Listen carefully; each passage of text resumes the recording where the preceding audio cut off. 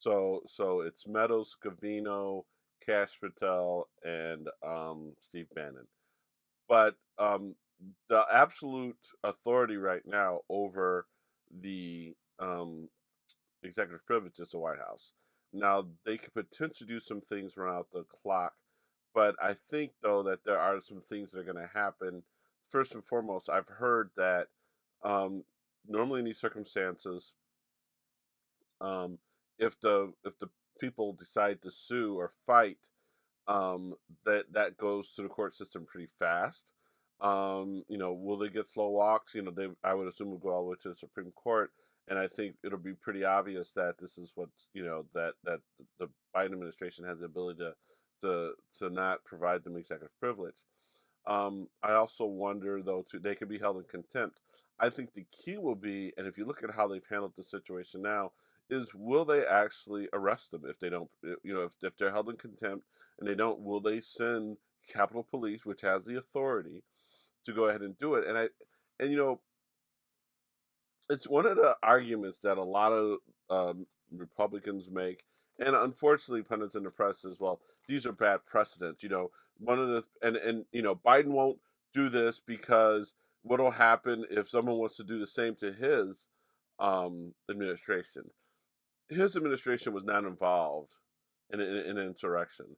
Let's go ahead and let's have a little bit of decency and common sense and go ahead and realize that not all of these actions are created equal. And in this particular case, the Democrats are looking at the Capitol was invaded for the first time in forever.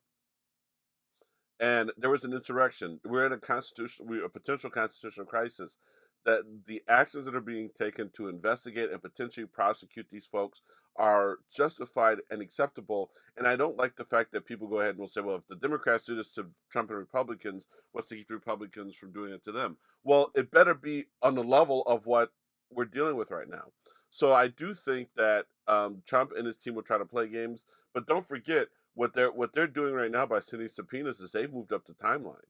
They're not sitting there and just saying, "Would you please come and we're going to negotiate with you," which is what Mueller, the mistake that Mueller made is that he kind of played nice.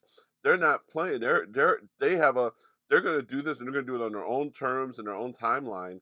So I will be fascinated to see when I don't necessarily know or believe that anyone will move as quickly as they want, but I don't think they'll be able to stall the same way that they stalled before. Yeah.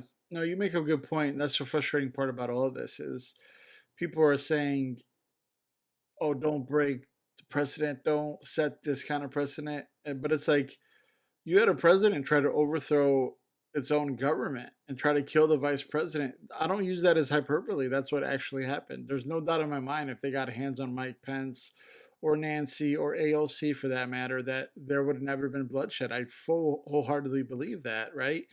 And that's unprecedented. And so you have to meet unprecedented times with unprecedented answers. You know what I mean? So this isn't like another walk in the park. This isn't like, even with Obama spying on Trump, people said was wrong, but that's not what happened, right? He got basically intel from his intelligence community saying, there's some gray area here that we have to worry about. And Obama purposely should have maybe followed that up more, but he was saying he didn't want to swing the election. That's maybe the wrong thing to do. But look, I wholeheartedly believe, I'm not going to be an alarmist, but I wholeheartedly believe if nobody pays for January 6th, then the country has no future. I don't mean that scarily or try to scare anybody, but if there's no punishment for rule breaking, then there's no rules. Simply said.